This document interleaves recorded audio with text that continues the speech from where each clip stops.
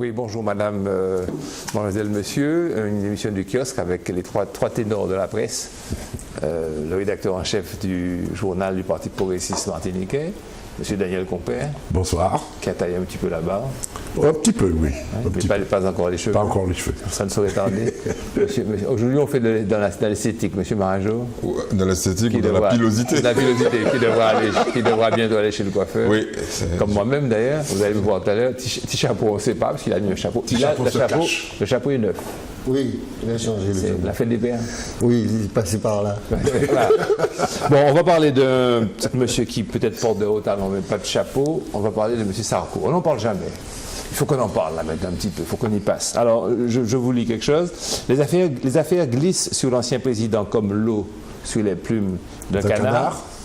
L'affaire Big Malion ne semble pas avoir d'effet sur les sympathisants UMP, ni les sympathisants tout court de M. Sarkozy. Avec 54%, il garde une avance confortable sur ses concurrents, vous le savez, Juppé et puis Fillon. Pour les présidentielles, naturellement, de 2017, parce que tout le monde est bloqué sur ça. Là, on vit au rythme des présidentielles. Il appelait à se préoccuper du congrès de l'UMP, qui sera d'ailleurs avancé, vous savez pourquoi, because Big Malion, parce que lui, son retour, c'est la France, quoi. Il va appeler, il va sonner la grandeur gaullienne et gaulliste, et non pas passer par les petites cuisines intérieures, primaires et tout. Alors voilà, de ce point de vue, pour lui, le congrès, ça ne changera absolument rien. Alors, moi, ce qui m'épate, c'est que cette démocratie, au contraire de toute autre démocratie comme l'américaine, et que tu peux avoir 18 affaires qui te pendent au basque, tu peux avoir 18 inculpations, mais ma foi, tu conserves honneur, gloire et beauté, et tu peux postuler. Ça ne te fait rien, tu continues. Je suis dépaté. Qui veut en parler d'abord? Moi, je pense que Nicolas Sarkozy va un jour tomber de haut.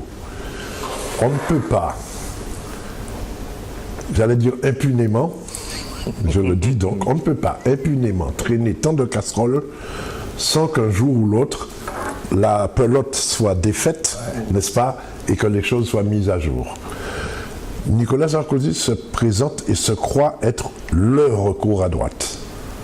Bon, c'est son droit, ça, je n'en disconviens pas. Mais il plombe son parti. Il plombe l'UMP, et on comprend qu'il ne veuille pas passer par des primaires, comme moi, ancien président, pourrais-je passer par des primaires. Et pourtant, 54% des militants, semble-t-il, trouvent que c'est le meilleur candidat possible pour 2017. Les présidentielles. Pour les présidentielles de 2017. Alain Juppé vient après. Oui. Mais je n'ai pas le pourcentage. Dans les 40-45%. Oui, mais il est bien placé aussi. Oui, mais quand même loin de ça. Voilà. La seule chose qu'il a contre lui, semble-t-il, ce soit son âge, l'âge qu'il aura en 2017. Ouais. En 2017, il aura 72 ans. Il a le même âge que moi, donc je calcule facilement. Comment tu es jeune comme ça? Mais je suis jeune. Et donc, ce que je veux dire par là, c'est que les affaires, comme l'on dit, finissent toujours par te rattraper d'une façon ou d'une autre. C'est sûr ça, Eddy? Eddy n'en est pas persuadé. Ça, c'est la vision éthique. Bon, je pense qu'il faut quand même... Non, c'est la vision éthique, c'est la vision morale des choses. Voilà, oui, presque spirituelle. Non, mais l'éthique n'est pas nécessairement du rêve ou de l'utopie, hein, la morale.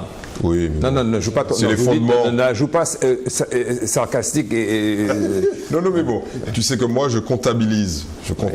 Donc statistiquement, la majorité de ces personnages échappent à la guillotine. C'est clair. Pour une raison qui est simple, c'est que le système est pourri. Les choix stratégiques de l'administration française sont structurellement conservatrices. C'est-à-dire, c'est des gens qui considèrent qu'ils doivent durer.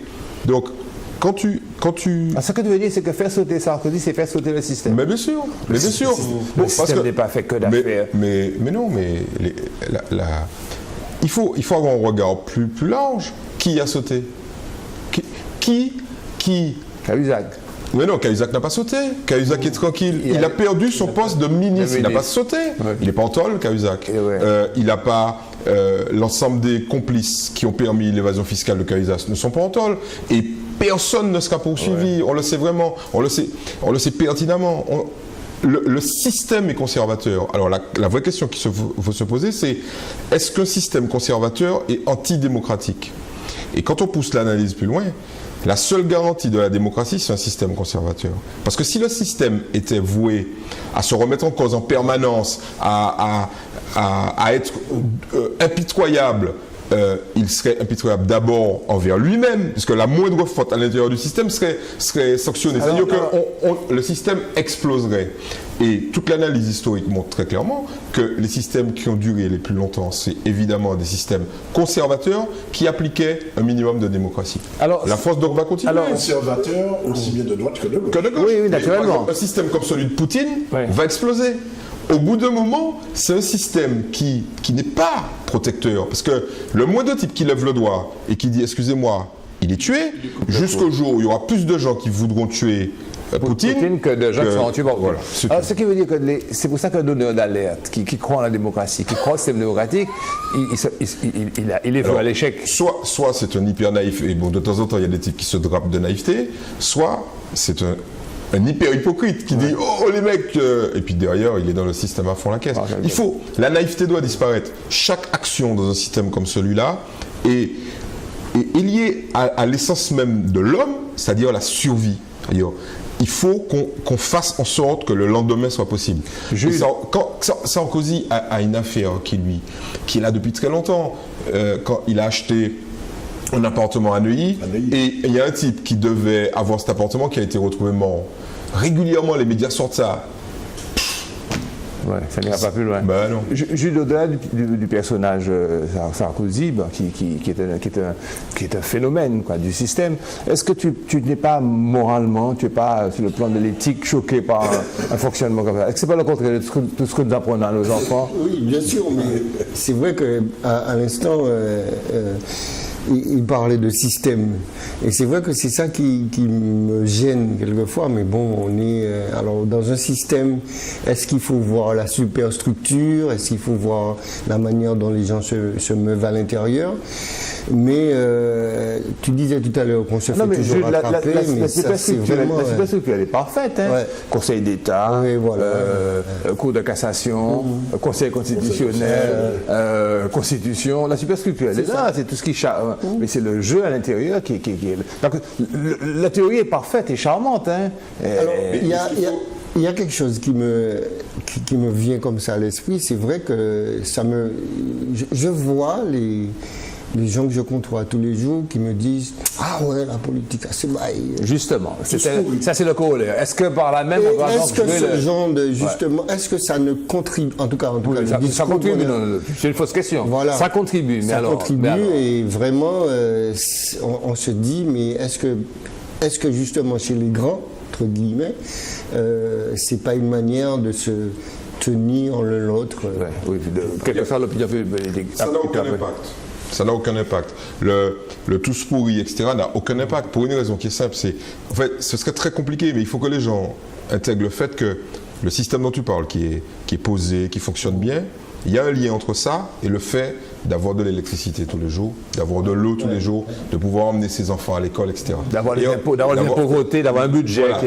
Voilà. Ça fonctionne quand même. Voilà, c'est pas que les grands trucs qui fonctionnent, tout le système fonctionne. Et à partir du moment où les grands trucs disent, bon, les mecs, on va appliquer la loi, mais vraiment, pur et dur, le système explose. Le système explose. Tout le monde va en tôle. C'est pourquoi, au lieu du tous pourri qu'induit la réflexion d'Eddy, je dirais, comme on disait les enfants, je te tiens, tu me tiens par la barbichette. Oui. C'est-à-dire que chaque camp, chacun a des choses qui poussent de la poussière qu'il met sous le tapis. N'est-ce pas? Donc, toucher à la poussière du voisin, ça veut dire qu'on va aussi regarder la poussière de l'autre. D'accord? Et tous ont des choses à se reprocher. Oui. On va dire ça comme ça. Alors, le corollaire classique, c'est parler de la montée du Front National et tout ça. Bon, on va le faire tout à l'heure très rapidement. Est-ce que c'est la conséquence ou pas? On va le faire. Of course, les gens se posent la question. Mais vous souvenez-vous qu'on avait traité ici du mensonge en politique? Pourquoi un partisan sait que ce candidat lui fait une offre de programme, une offre de service merveilleuse, que demain on va raser gratis et tout. Il sait que c'est pas possible, il sait que c'est pas vrai, il sait qu'il n'y aura pas de plein emploi, il sait qu'on ne pourra pas avoir une politique d'indépendance quand on est européen et tout. Et pourquoi malgré tout, un partisan de parti politique croit en ce que lui dit son leader? Non, on a besoin de rêve. Tiens, Voilà, il a envie de rêver. Je suis pas sûr de ça. Développe, parce que je suis... Moi, je suis pas sûr de ça. Non. On est dans un combat. Ouais. Le combat, c'est qui aura le pouvoir. C'est ça. C'est ça. Donc, le type se dit, j'ai choisi mon camp. Il faut qu'il ait le pouvoir. Il faut que ce camp-là ait le pouvoir. Sinon, si ça pas le C'est l'autre salopard, l'autre vilain. Ok, pétez-moi. Voilà, c'est tout. Et puis donc, je serais pas à l'aise avec les autres. C'est pas mes idées. En fait, compare ça à un match. On vit des matchs, c'est ainsi, on regarde des matchs. Il y a pas une troisième équipe quelque part. Hein. Il y a deux équipes. Soit c'est A, soit c'est A. Donc, le type, il est dans le stade. Il n'est pas à l'extérieur du stade. Il habite la Martinique. Et quand l'arbitre privilégie ton équipe, tu veux pas contre l'arbitre, tu vas siffler l'arbitre. Le salaud, tu vas siffler. Et aux élections, il n'y a pas de match nul. Voilà. Il faut qu'il y ait pas de match nul. Ouais. Et n'oublie pas que dans certaines compétitions, il ne peut pas avoir de match nul. On va jusqu'au tir au but. Donc l'idée, c'est il y a quelqu'un qui va gagner. Il vaut mieux que ça soit le type qui t'aime ou que tu aimes plutôt que l'autre. Avec qui tu partages des grandes idées, même si tu promet des choses qu'il ne va jamais faire. Et dont tu sais pertinemment. Mais tu l'aimes, donc tu peux lui pardonner ses mensonges. C'est comme ça que ça fonctionne la démocratie. Il faut que les gens le sachent. C'est tout fait de La tolérance. démocratie, disait, si je ne m'abuse, Churchill, est le pire des systèmes, à l'exclusion de tous les autres.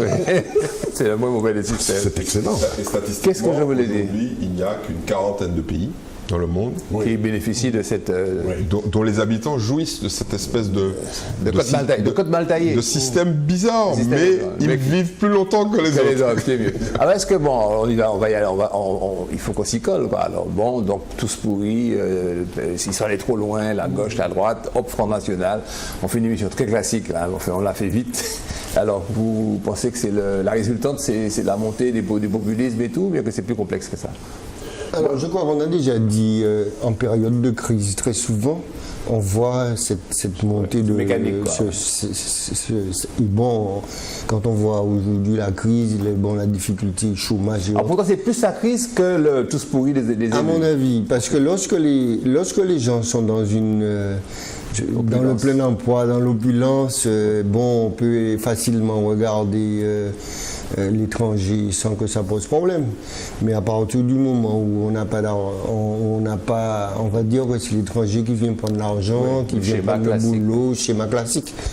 Et à ce moment-là, ce sentiment de xénophobie remonte. On fait tout dans la parole. Eddie? Oui, bien évidemment, il y a cette analyse-là, mais je pense qu'il faut aller peut-être un peu plus loin en disant la chose suivante. Ça arrange quand même beaucoup de monde. Et qui a construit l'audience du Front National? D'abord les socialistes, ensuite les gaullistes. Mitterrand d'abord, ensuite les gaullistes, en sachant que De Gaulle avait quand même poussé quelques sur la braise, pour une raison qui est extrêmement simple. C'est pour les partis traditionnels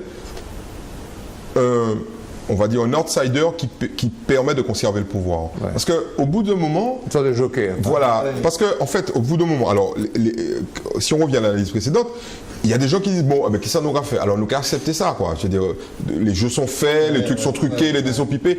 Et il y a des gens, naturellement, qui disent non. Non. Alors, dans certains pays, ils prennent les armes, et puis bon, c'est la révolution. Mais ces pays-là sont trop vieux pour que les types prennent des armes, et puis tout le monde a trop d'intérêt en jeu. Et ce parti-là permet aux gens qui disent non de voter. De trouver un refuge. Voilà. Et puis, lorsqu'ils ont fini de dire non, ok, ils réutilisent les structures du système. Mais ils ne peuvent pas, et c'est ça qui est très intéressant, dire non, c'est simplement exprimer cette espèce de ras-le-bol de système figé. Mais une fois que cet acte a été, ils reviennent au système. Ils prennent l'avion, ils paient leurs impôts, ils disent bonjour à Madame la crémière, etc. C'est-à-dire le type héros de... Voilà, ils prennent les transports. C'est vrai. Donc le système a pour fonction de continuer à survivre. Pour quelle raison? C'est que chaque être humain n'a qu'une fonction, y compris biologique. Survivre. Oui, et puis par là même de retrouver ses marques, quoi. Ses marques, c'est le PS, c'est l'UMP, pour parler simplement clairement. Le meilleur slogan de Marine Le Pen, à mon avis, c'est quand elle parle de l'UMPS. Oui. Ça veut tout dire. Elle est vers moi parce que ça fait 30 ans, 40 ans que ces gars-là sont là. Regardez où ils nous ont menés. Avec nous, on va faire autre chose. C'est son père qui a dit la vérité, là, dans une interview à Paris Match. Qui dit la vérité? Qui dit la chose suivante? Marine, tu te trompes. c'est pas la peine d'essayer de diaboliser le parti. Ou péquet trappé à rien. Nous, notre fonction, c'est de dire tout haut ce que les autres pensent tout bas. Voilà. Or, elle a l'espoir de remplacer. Ça ne se fera jamais. Ça ne se fera jamais. C'est la question que je voulais poser. Bon, régional et départemental, décembre 2015, concomitamment. J'aime bien ce mot-là, concomitamment. Il était nous temps. a fait les deux en même temps. Parce que 2015 allait se terminer avec encore un report, on ne sait pas. Ça devait être, il faut rappeler simplement aux auditeurs, aux téléspectateurs, que ces élections devaient avoir lieu en mars 2015. Ouais. Non, mars 2015, puisque bon, laissons 2014, mars 2015. Ensuite, ça a été septembre 2015. Maintenant, c'est décembre 2015. Pas ni janvier 2015 encore, après c'est 2016. Alors, il faut expliquer aux gens que nous sommes pendus à eux pour leur découpage, de la suppression du département et puis le découpage des... Ça veut dire qu'on prolonge le mandat des actuels conseillers généraux, n'est-ce pas? Et régionaux. Mais nous sommes concernés d'une autre façon, puisque à cette même date, nous passons à la collectivité territoriale. Il n'y aura plus de conseillers généraux, il n'y aura plus de conseillers régionaux. C'est bien de le dire à chaque émission. Il faut le redire. Il y aura des conseillers territoriaux. Bien. Nous avons voté pour cela en 2010, en janvier 2010. Donc, presque 6 ans après, on va passer à la concrétisation. Vous pensez que nous sommes prêts? Moi, je pense qu'on est prêt. Ok. Mais non, mais on ne peut pas. On peut jamais quel être que prêt soit totalement. le système. Il faut franchir le pas. Il faut mettre le personnel dans le même local. Le mouvement se trouve en marchant. Ça donne un petit peu raison à ceux qui disaient depuis 2012. Bon, peut-être que. Non, mais c'est le passé. Oui, non, ne soulevons pas les vieilles polémiques. Faisons pas comme là-haut. J'avais fait, tu avais pas fait. C'est pas. Bon, rien de particulier à dire à ce sujet. À mais part, bon, l'explication. Rappelons aussi que ceci est une conséquence de notre vote en 2010 pour l'article 73. Nous sommes dans ce qu'on appelle l'identité législative. Oui, dans la loi, il est très clairement exprimé que le vote pour les conseillers territoriaux aura lieu le même jour que le vote pour les conseillers régionaux et départementaux de la France. Voilà pourquoi. Parce qu'il y a des gens qui ne comprennent pas Pucci. C'est dans la loi. C'est dans la loi. C'est en même temps que c'est renouvelé. Voilà. Ok. Bon, on a fait le point. Alors, parlons maintenant un peu de la santé. D'abord, parce que nous sommes tous, pas encore les petits jeunes qui sont là, mais nous sommes tous à un stade où du bilan annuel et du contact fréquent avec le corps médical, avec les blouses blanches, mais parce que c'est important pour tout le monde. Et puis, il dit qu'on connaît bien la question. Alors, vous savez qu'il y a un rapport de la Cour des comptes qui a dressé un véritable tableau sanitaire. Alors, très rapidement, j'ai pris les choses qui nous intéressent, qui sont les plus saillantes. D'abord, c'est le taux de mortalité infantile. Ils le disent, ils le répètent encore une fois, qui est 2 fois plus élevé chez nous, c'est-à-dire qu'on a 2 fois plus de bébés d'enfants de notre, je ne vais pas faire pleurer dans les chaumières, mais on fait des enfants de notre race, notre peuple, notre communauté qui meurent, que ceux de l'Hexagone. On peut s'en foutre, puisqu'on est pour l'avortement, on est pour le contrôle des naissances, mais on peut s'en foutre. Mais moi, quelque part, je me dis pourquoi j'aurais 2 fois plus de petits génies, de petits Einstein, de petits savants qui mourraient que ceux qui mourraient en France. Mais c'est ma façon de voir les choses. On banalise ça, 2 fois plus de mortalité infantile double ici que celle de l'Hexagone. Alors ça donne des chiffres.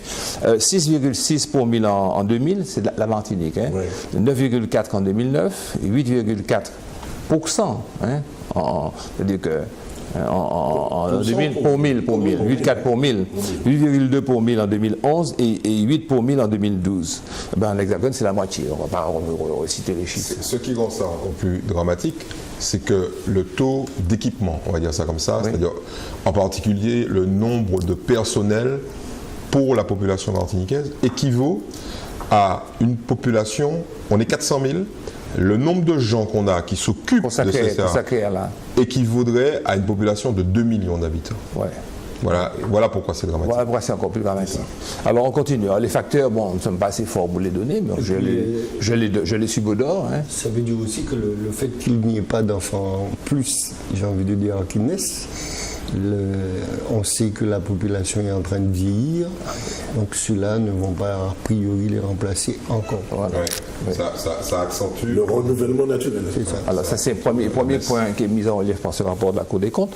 Enfin c'est pour le chlordécone qu'il qualifie de désastre chimique, j'aime bien la formule, en expliquant que l'impact sanitaire et le coût n'a pas été fait. Il ne vaut mieux pas. Oui. Mais c'est à Cour des comptes qui parle. Hein, que si c'était nous, on dirait ah, c'est monsieur toujours Gabriel Labou. Le recensement du personnel, des ouvriers agricoles qui est éventuellement touché n'a pas été opéré. Et on se souvient que le chlordécone était semé à la main par les ouvriers. En 2012, 73% des bovins de Guadeloupe ont été retrouvés contaminés et ils présentaient des résidus de pesticides qu'on utilisait avant le chlordécone et qui sont plus en vigueur pour cause, qui avaient été supprimés. Alors à Gigéouet, a fortiori, c'est à Gigéouet pour le chlordécone, on en parlera encore dans quelques temps. Alors il semblerait, et c'est dit par la Cour des comptes, que la canne et la banane sont sous contrôle. J'ai tendance à le dire, moi aussi. La canne, je ne sais pas, mais la banane, je le sais, puisque j'ai étudié le dossier de la banane. Par contre, et là on y vient, c'est que pour le maraîchage, on constate un usage excessif de produits autorisés. Et c'est le gros problème, vous le savez, ici, de l'impossibilité de trouver des solutions phytosanitaires à l'agriculture tropicale comme nous sommes. Des solutions. On n'a pas de solution pour notre agriculture. Eddy. Je pense que la Cour des comptes devrait aller encore plus finement. Il y a des chiffres qui indiquent que 15% des pesticides sont utilisés dans les grandes cultures, c'est-à-dire canne, il y en a de moins en moins, banane, etc. Le reste, 85% va les jardins, au maraîchage, mais surtout aux particuliers. Et que tu rentres dans une grande surface, tu achètes ton pesticide, tu le mets, et tu le mets. Tu te gardes bien de lire la notice? Bah, surtout pas. Et puis quand on te dit 2 grammes, tu dis voilà. Plus. C'est bête par exemple. Surtout si tu fais de la tomate par exemple. Tu fais de la tomate. C'est impossible de faire de la tomate. Qui sait qui fait de la tomate sinon dans des conditions particulières, dans des serres, etc. Toi tu fais de la tomate, tu t'accroches. Je dis ça parce que ça m'est arrivé. Bon, puis quand je me suis rendu compte que j'allais mettre 50 kilos de produits pour avoir une tomate, j'ai arrêté, j'ai fini avec ça. Surtout que tu aurais mangé. J'aurais mangé carrément de produits crus. Alors, et c'est ça qui m'amuse lorsque des amis qu'on aime bien, on était au lycée avec eux, parlent de culture alternative, de diversification, etc. Ils ne se rendent même pas compte parce qu'il ne faut pas discuter avec les agriculteurs, etc. Que d'abord, il y a la surface agricole utile largement suffisante pour faire des produits maraîchers, pour faire de la culture de diversification, et puis qu'en plus, c'est pas si simple, quoi. C'est très compliqué l'agriculture. Ils sont à côté le plus souvent de la réalité, une réalité qui est désastreuse, puisqu'on sait pertinemment aujourd'hui qu'une agriculture de diversification ne peut être qu'une agriculture hors sol, à cause du nombre incroyable de parasites qui attaquent les cultures. Donc si on fait le choix d'une agriculture raisonnée en termes d'utilisation de pesticides, on est obligé de passer dans une agriculture hors sol. Et ça veut dire quoi? Parce qu'on a un milieu tropical. Ça veut dire qu'il te faut des investissements colossaux. Et puis, tu fais des serres magnifiques, superbes, un cyclone passe en bas en serre, arrête tes serres, donc tu es obligé de recommencer. Voilà. Et je me souviens d'un conseiller général, il est plus même, il est conseiller général, il me disait, mon cap on fait tellement du pourquoi. Il m'a assise là, il parlait de l'avenue du Parquet, mon cap c'est quoi le gars, qui a dit bêtises, il a été agriculteur, il a dit bêtises, mon pas dit rien encore. Il m'a dit, mais c'est ton rôle, c'est ta fonction. Il me dit, mais non, il n'a pas qu'à coûter moins. Il n'a pas qu'à coûter moins. Il parle dans des discours sur les cultures de diversification, faire autre chose et tout. Alors, on revient à ce rapport de la Cour des comptes. Alors que se prépare avec lenteur le plan chlordécone 3, je n'avais pas réalisé qu'on était déjà au plan chlordécone 2. Aucun bilan n'a été tiré du plan 2, ni de son pilotage n'a été effectué. Autrement dit, bon, vous avez compris, on va à l'aveugle. Par contre, il y a des programmes en matière de vaccination, j'ai failli dire heureusement, typhoïde, etc. Mais les difficultés persistantes. Vous les connaissez? Je fais rapidement un inventaire à la Prévert. Oui. D'abord, un cumul de difficultés, globalement, des mêmes difficultés que l'on trouve dans les hôpitaux métropolitains, dans le système de santé métropolitain, on le retrouve ici, et s'ajoutent des difficultés spécifiques. Notre fameuse spécificité, mais dans le négatif. D'abord, nous avons des problèmes de maladies infectieuses, transmissibles, vectorielles ou sexuelles, parce qu'on change de mode de vie. Nous pas manger tiné encore, on mange gras, on mange lourd, on mange sucré, on mange avec ces noms, je ne vais pas faire de publicité négative, de noms américains. Il semblerait que le poulet soit meilleur lorsqu'il s'appelle chicken, il semblerait que le bout de viande est meilleur lorsqu'il s'appelle steak, je sais pas, ou hamburger, quelque chose. Donc on faisait tout à l'heure la liste, c'est diabète, hypertension, maladie cardiovasculaire, et puis quoi encore? Cholestérol, bien sûr. Au cholestérol, insuffisance rénale, qui sont des maladies liées au changement, au mode de vie. À l'alimentation. À l'alimentation. Le mode de Oui. Autrement dit, ici, on mange trop riche, quoi, déjà. Tu te rappelles la formule qu'on avait sortie ici à l'époque? On creuse sa tombe avec ses dents. On creuse sa tombe avec ses dents. Et avez-vous remarqué que beaucoup de centenaires, quand on leur pose la question, qu'est-ce que vous mangez? Ils mangent tous des tidins. Ouais. Tous les jours, ils mangent des tidins. Alors, si vous voulez mourir à 100 ans, mangez tous les jours des tidins. Vous ne vous occupez pas de savoir si on vous dit que c'est traité, etc. Mangez On a deux fruits magiques. qui sont magiques, c'est la banane et la goyave. Et la goyave. Ouais, la goyave, c'est Et extraordinaire. le corosol, qui est anticancérigène. Ouais. Enfin, tout ce qui est produit ici est magique. Mais on se garde bien de le consommer, puisque justement c'est si bon. Oui, mais il y a le chlordécone. Il y a le chlordécone. On revient. On se mord la queue. Le chlordécone n'atteint pas ces produits-là. Non. Alors, les dépenses par habitant, j'ai remarqué, je ne vais pas faire toute la liste, les dépenses par habitant de l'assurance maladie, je vous donne deux chiffres. 1 centime par an et par habitant à La Réunion, 41 centimes en Martinique. Il y a pire que nous, 62 centimes en Guyane. Quelle explication? Donc nous avons une propension ici à La Réunion, 1 centime. Parce qu'ils ont recours certainement à la médecine traditionnelle. Non, mais surtout, non, je pense que les Réunionnais souffrent d'un retard considérable en matière d'infrastructures de santé. Et la Réunion part de très très loin en termes de... Par exemple, quand on regarde les principales statistiques sur l'économie réunionnaise et sur la sociodémographie, la socio-économie réunionnaise, ils sont très très loin de nous. Parce que la Réunion a été maintenue pendant des années. Alors ça a changé évidemment à partir des années 90, mais ils ont des retards de développement structurel énormes. Et surtout, la France a oublié la Réunion. La France a oublié la Réunion. C'est bien à la Réunion que, par exemple, on a pratiqué des trucs complètement délirants, d'aller prendre des enfants, capturer des enfants pour les emmener dans la Creuse. Vous avez entendu parler de ça? Je veux dire, c'était une espèce de laboratoire. Les gens, il y avait une espèce de mépris total. Il y a un Réunionnais qui me disait, je lui dis, mais pourquoi il n'y a pas de parti indépendantiste à la Réunion? Il me disait, bon, tu sais, vous, au sud, vous avez des pays, vous avez le Brésil, vous avez le Venezuela, vous avez la Caraïbe. Au sud, nous, on a des pingouins. Ouais. C'est beau gars, il est perdu, quoi. Sentiment d'isolement. Grande solitude. Grande solitude, Donc, c'est ça. Mais c'est un si beau pays. Oui, mais loin. Largué, quoi. Largué. Non, mais pour revenir quand même à cet écart, 1 centime et 40, je ne sais plus combien. 40 et 62 Boulak-Guyane. 62 Boulak-Guyane. Moi, je pense que nous, Martinique et Guadeloupe, nous avons peut-être aussi une surconsommation. Ça aussi, c'est évident. Médicale, on va dire, pour aller vite. Hein. Comment dirais-je? Pour la moindre chose... Pas en Guadeloupe, 11 centimes en Guadeloupe par justement. habitant. 11 centimes la Guadeloupe et 41 centimes en Martinique. Et 62 centimes en Guyane, où il n'est pas évident peut-être que les coûts, peut-être qu'il y a les coûts de transport, peut-être qu'ils sont rapatriés souvent pour la Guyane. Il faudrait creuser. Il y a un recours de la population immigrée. Qui vient pour ça et qui s'en va. Ouais. Voilà. Qui vient accoucher, tout ça. Et puis on l'accepte, parce que finalement c'est une forme de coopération. Ça augmente le coût par habitant pour la population restante. Oui, absolument. Les gens qui viennent du Suriname. Voilà, absolument. On a trouvé l'explication. Mais fout-nous fort. Bon, alors, la médecine libérale, un peu totalement comme là-bas, des zones de désert médical, et puis ensuite la ville où ils sont surdotés. Bon, mais ça, c'est pas original. Venons-en maintenant aux hôpitaux. Nos hôpitaux. Tu vas encore remettre une gauche. Il faut bien qu'on en parle. Il faut en parler.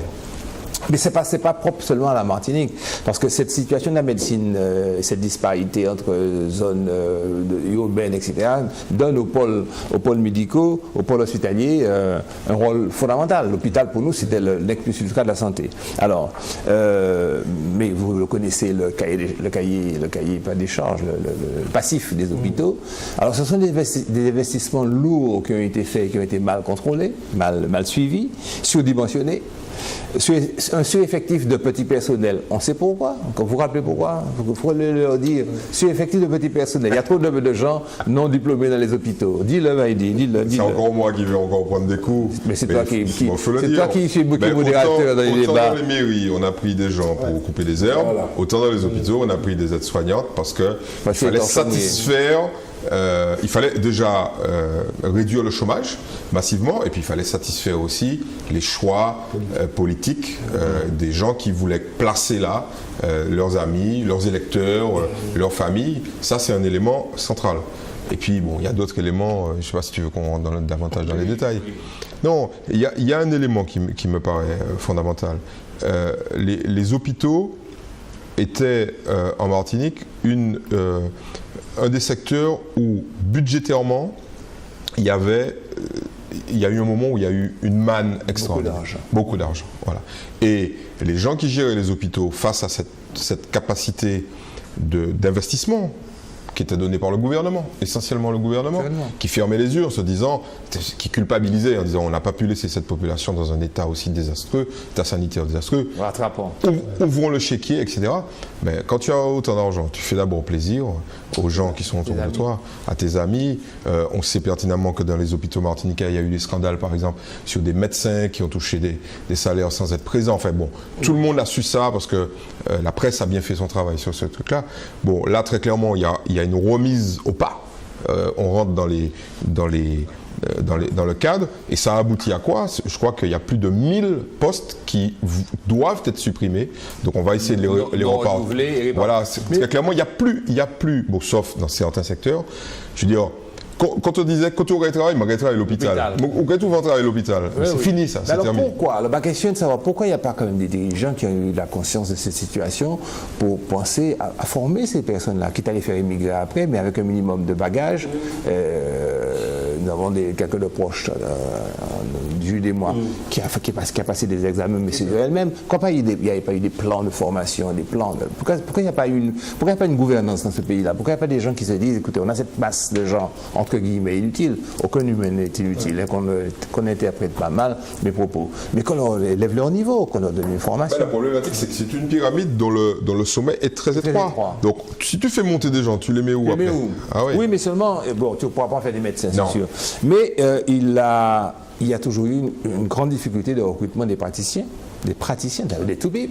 Et puis, bon, je continue mon inventaire, des problèmes financiers récurrents. Savez-vous que 43% des 417 millions d'euros d'enveloppes exceptionnelles apportées par le ministère, parce qu'il n'y a pas que nous, le ministère de la Santé, ont servi à combler le déficit de l'outre-mer en général, la moitié. La moitié de tous les hôpitaux de France, de l'Hexagone, ça a été pour nous. C'est assez extraordinaire quand même. Ah non, mais c'est colossal. Bon. C'est colossal. Il s'est passé quelque chose. Ah oui. Où est passé l'argent? Un gros événement. Où est passé l'argent? On va y en parler tout à l'heure pour Big Bagnon. Où est passé l'argent? Quand on dit que les établissements, par exemple, sont surdimensionnés, ça dépend à quel niveau, justement. Au niveau de l'emploi. Certains investissements sont lourds. Les infrastructures lourdes. Mais les infrastructures, elles sont toujours lourdes. Ouais. Quand tu fais un hôpital comme la Ménard, bon, tu sais déjà que...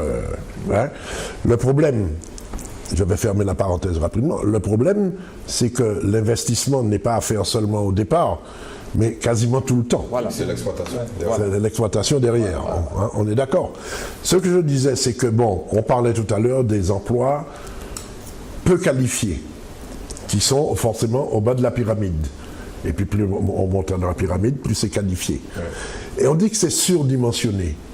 Ça dépend à quel étage de la pyramide on se Et puis situe. ça dépend de quel service aussi. Ça dépend de quel des secteur services, médical. bien sûr. Puisque même ce même rapport de la Cour des comptes dit qu'il y a des services qui sont super compétents et puis d'autres laissent à désirer.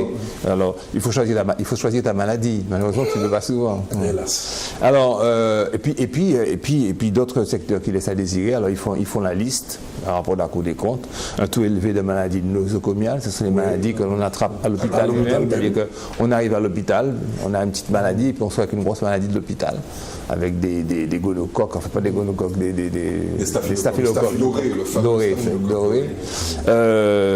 Une insuffisance notoire en offre de soins en psychiatrie. Et Dieu seul sait si les boucs font un bédard. Oui, non, mais ça aussi, est-ce que ça me fait réagir? Parce que je me souviens que chaque fois qu'on veut mettre des hôpitaux de jour pour des malades, justement, Que le voisinage refuse. le voisinage refuse. Hein. Absolument. Donc ça aussi, c'est une réalité. Mais ça, c'est une donne de tout. C'est comme pour les mineurs, les centres, c'est comme pour tous les centres, les autistes, Ne parlons même pas des toxicomanes. ou les salles de shoot à Paris. Alors bon, le plan santé outre-mer en 2009 a été insuffisant, même carentiel. L'exemple qu'il donne, c'est l'hôpital du François qui est resté 2 ans, 3 ans fermé, et alors qu'il avait coûté 14 millions, financé sur prêt, parce qu'il n'était pas, il manquait de l'eau, l'électricité, il n'était pas. Et puis là, oui, c'est ça, il avait des 14, 2 ans. Alors il faut des recommandations. Je pense qu'il serait bon que vous reportiez, que tous les citoyens avertissent au rapport aux articles de presse, que le rapport il fait une centaine de pages. Mais en grosso modo, c'est de mesurer les écarts, quoi, de mettre des tableaux de bord, quoi, de regarder, de suivre le rendement de chaque hôpital, de sa création à son fonctionnement, voir un petit peu sa rentabilité, avoir des critères un peu d'entreprise privée, quoi, vous les suivre, de rééquilibrer les financements maintenant, parce qu'il faut que les choses fonctionnent, il faut que ça marche. On a accumulé à faire les choses marcher. Je pense que c'est dans cette voie qu'on s'est avant. Hein. De faire des coopérations, des protocoles de coopération entre les différents corps de santé, pour que ça puisse fonctionner mieux, plus souplement, et puis d'engager des praticiens de santé en leur assurant une réincorporation de leur corps originel dans l'Hexagone lorsqu'ils voudront entrer là-bas. Je pense que c'est l'un des obstacles qui empêche à des praticiens de venir et de travailler ici. Et puis de limiter l'hôpital aux pathologies lourdes et puis laisser les autres mesures. Alors tu m'avais expliqué, Eddy, les maisons de la santé, les urgences extérieures, etc. Et puis laisser à l'hôpital s'occuper réellement de la grosse maladie. Voilà. Et puis de recruter des équipes expérimentées, ce qui veut dire que les cadres qui gèrent les hôpitaux sont insuffisants. C'est une façon gentille de dire ça. Et puis, de suivre les performances, je l'ai déjà dit, de sanctuariser, c'est-à-dire d'établir une obligation de service public pour les évacuations sanitaires et l'acheminement de médicaments. Apparemment, il y a dû avoir des bugs. Si le rapport de la Cour des comptes dit ça, il y a des remontées. Il y a des remontées. Et puis, que de la loi santé ait un volet spécifique qui est en cours de préparation, un volet spécifique, comme il y a eu la loi agricole, où il n'y avait que 4 articles pour l'outre-mer, enfin, de mettre un volet spécifique pour, et puis créer un réseau interministériel pour que chaque service là-bas ait un référent outre-mer, pour que les mesures qui sont prises là-bas s'appliquent ici. Mais c'est un gros morceau, mais enfin, on l'a quand même En fait, le problème, embrassé à bras le corps. L'un des problèmes essentiels, si je comprends bien, c'est ce qu'on peut appeler le suivi. Suivi des hôpitaux, suivi des investissements, suivi des résultats. On pourrait synthétiser ça. Suivi du personnel. Coordination de tout ça, synthèse de tout ça. C'est ça. Il ne suffit pas de mettre l'infrastructure aussi performante soit-elle. Et puis la J là. Voilà. Il faut un suivi sur 5 ans, 10 ans, 15 ans, etc. Avoir des objectifs. Oui. Et je pense que ça permet aux gens, et je pense que c'est ce qu'ils doivent retenir, de comprendre que la partie santé, c'est la partie où il y a le plus d'argent dépensé sur le plan public. Pour donner des chiffres, le budget de l'État français, c'est 370 milliards d'euros. Le budget de la sécurité sociale, donc essentiellement la santé, puisqu'il y a partie retraite, c'est 1300 milliards d'euros. C'est-à-dire 6 fois le budget de l'État. Et ici en Martinique, par exemple, les prestations encaissées doivent être de l'ordre de 900 millions pour 1,3 milliard d'euros de dépenses. Donc il y a déjà un décalage de 400 ou 500, on parle de 500 millions de déficit structurel. Quand on divise par 365 jours, ça veut dire que presque tous les jours, la Sécu doit appeler Bercy en disant, bon les mecs, il manque 2 millions pour qu'on puisse continuer. Qu'on puisse exister. Ouais. 2 millions par jour, chaque jour, 2 millions d'euros. Donc tu imagines des types qui pensent à un changement statutaire sans l'équilibre. Pourquoi tu dis ça? Tu viens faire de la politique? Non, je ne fais pas de la politique. Je dis la chose suivante. On parlait du système. J'ai trop d'amis. Non, mais tu vas leur apporter. Souverain et dépendance, me fâcher avec eux. Non, mais tu te fâches pas avec eux. Tu leur dis dans le programme, vous aurez à gérer un système de santé qui coûte tous les jours à la nation martiniquaise 2 millions d'euros. C'est ça. Tu vois, il faut qu'on mette sur la table des éléments économiques. Or, et je voulais terminer par ça, personne ne parle de la santé en Martinique. Tu es d'accord? Dans les programmes politiques, on ne dit pas, bon les mecs, il va falloir revoir ça. Non, mais c'est nous ici qui nous acharnons à parler de ça, comme des types malades. Là. Même, je n'en entends pas tellement parler sur les autres médias. Mais, attends, les routes, l'eau, l'électricité, tout ça, c'est de la petite bière par rapport à ce qu'on dépense tous les jours en matière de santé. Il faut que les gens le sachent. Donc, mais il faut dire que c'est moins visible. J'ai bien dit visible. Non, c'est pas moins visible, c'est qu'on n'en parle pas. Les routes, tu vois rien du tout. Ah oui? Non, je te parle de l'argent qui est dépensé. J'ai bien compris. Tu ne vois pas. Tu vois des types construire une route. Ah ben je crois que le montant global de la maintenance des routes par an, c'est 80 millions. C'est une plaisanterie. Quand on parle de budget, tu as vu les budgets qui sont alloués au fonctionnement de la santé, 1300 milliards d'euros en France. Et puis en plus, pour les routes, on pourrait les laisser se dégrader un petit peu. Ça ne fera pas de mal à la population. On va rouler moins. Et puis, ça fera de mal aux voitures. Il n'y a pas de gros transport de marchandises produites. De toute façon, la route là-bas, on ne va pas rouler. On ne va pas rouler, ça arrive souvent ici. Bon, on va parler de choses un petit peu plus piquantes. Ce sont les élections de Sainte-Anne, la procédure, et de Saint-Pierre. Sainte-Anne et Saint-Pierre, deux saints. Alors, pas de dépaysement pour les contestations électorales, parce que vous le savez, M. Raphaël Martine, le maire de Saint-Pierre, M. Jean-Michel Gémieux ont vu leurs élections contestées. Saint-Pierre par les opposants, Rafa et par M. Marcel Bourgade, qui est un électeur du mot des masses, pour M. Jean-Michel Gémieux. À propos, il n'y a pas beaucoup de gens qui nous regardent, on a une petite chaîne. J'ai vu physique pour M. Jean-Michel Gémieux, parce que je ne fais pas beaucoup de terrain, à l'occasion de mariage samedi. Le monsieur a beaucoup d'allure, beaucoup de classe, beaucoup de jeunesse, beaucoup de... Tu ne le connaissais pas? Beaucoup d'humour et tout. Ceci explique cela. Bon. Et c'est moi qui fais de la politique. Non, mais je ne sais même pas ses opinions. On a vaguement dit qu'il avait un Front National sur sa liste, mais je ne sais pas si c'est vrai ou pas. Bon, mais je m'en fous de toute façon, on en est. Beaucoup de nos parents, nos cousins, nos tontons disent « voter Le Pen », et puis je ne sais pas s'ils le font ou pas, donc tout ça c'est de la rigolade. Mais en tous les cas, ce monsieur m'a fait bel effet. C'est tout, je ne connais pas très bien ses idées politiques. De toute façon, je dis que c'est un enfant de Sainte-Anne et que la commune de Sainte-Anne l'a démocratiquement élu. That's it. Bon. Il m'a simplement dit que il souffre un petit peu. Je vais parler quand même après le mariage. Il a officié pour le mariage, après la cérémonie. Il m'a dit qu'il souffre un petit peu quand même de toute cette campagne et cette cabale menée contre lui, qu'il voudrait avoir un petit peu la paix pour faire son travail. J'ai eu envie de lui dire, je ne lui ai pas dit, mais il fallait dire ça avant. Alors, 3 recours d'annulation. Et l'avocat de ces deux recours, qui est la même, maintenant il fait de la pub, vous avez raison, s'est vu rejeter sa demande de délocalisation parce qu'elle a déposé une requête en suspicion légitime à l'égard des juges. Alors j'explique rapidement son ordre des notes, parce qu'elle s'est présentée le 21 mai pour avoir copie des pièces et des mémoires qui ont été déposées par les parties. Et on lui a dit non, que le code de procédure en matière de contentieux électoral ne donne pas l'obligation au greffe de lui envoyer, de livrer, de lui communiquer si, mais elle vient, elle en prend connaissance. Ah oui, d'accord.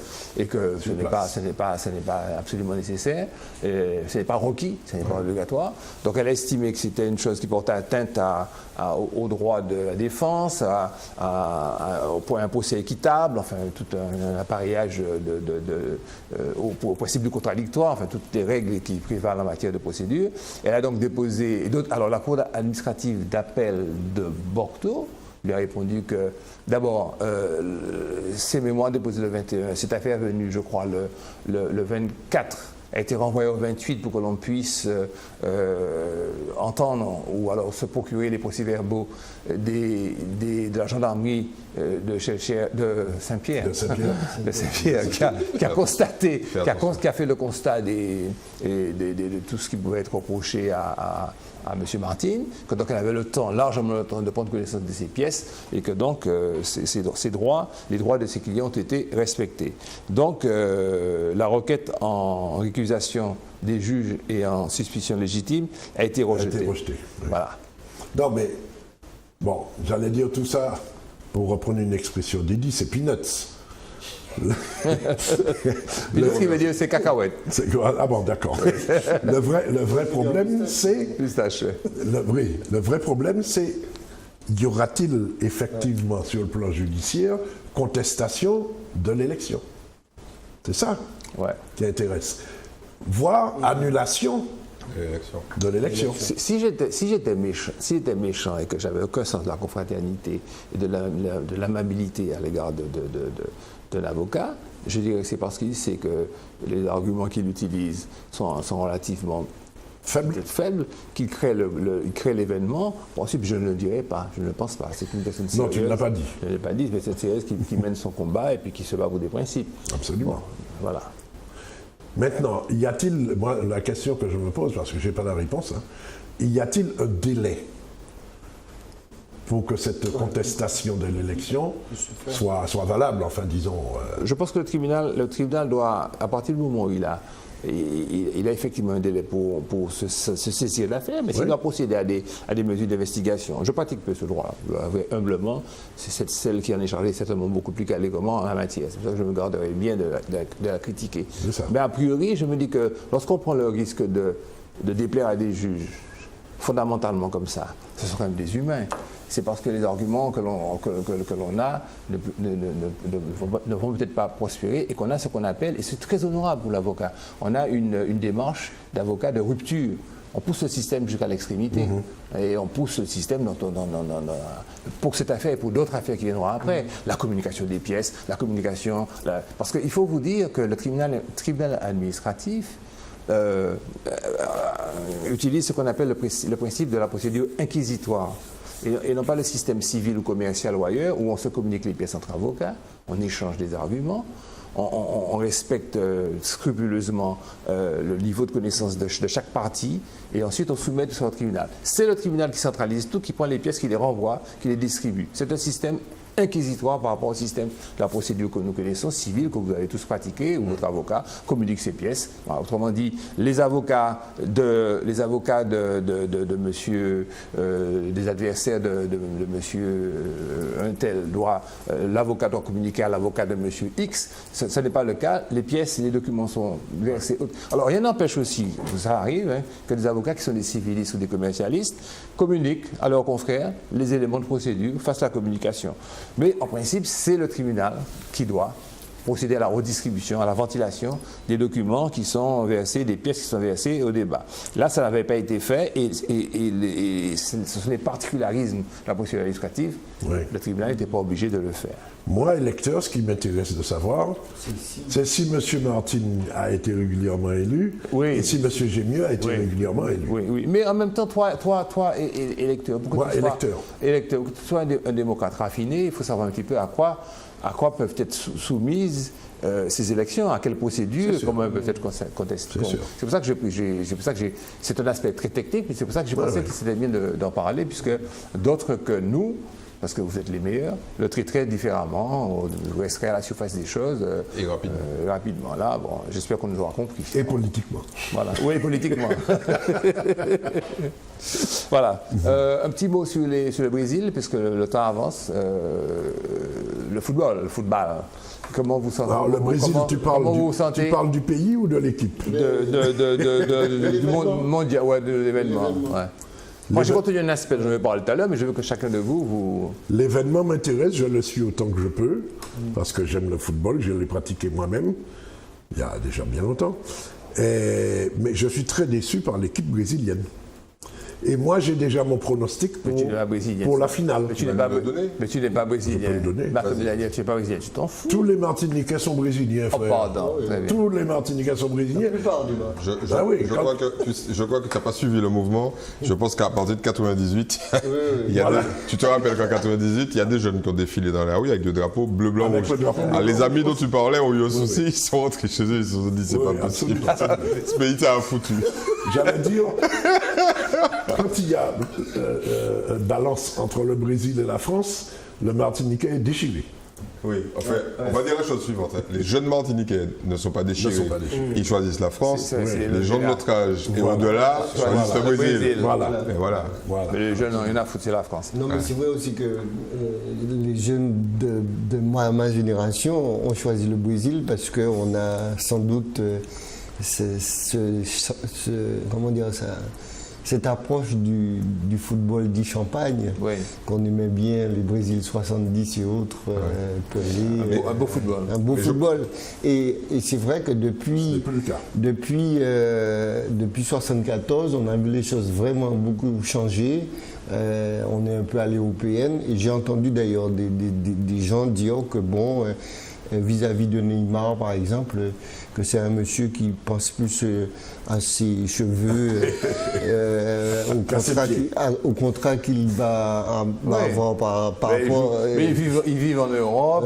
Ils vivent en Europe et que c'est vraiment pas le football brésilien. Oui, c'est pas un Pelé. Alors, j'aimerais quand même revenir au choix de la jeunesse martiniquaise pour la France. Et depuis 1998, on a posé des questions et la réponse est très claire. Les Martiniquais choisissent la France, non pas parce que c'est la France, c'est tout simplement parce que dans cette équipe, il y a des Martiniquais. Il y a des Noirs. Il y a des Noirs. Oui, la réponse est très claire.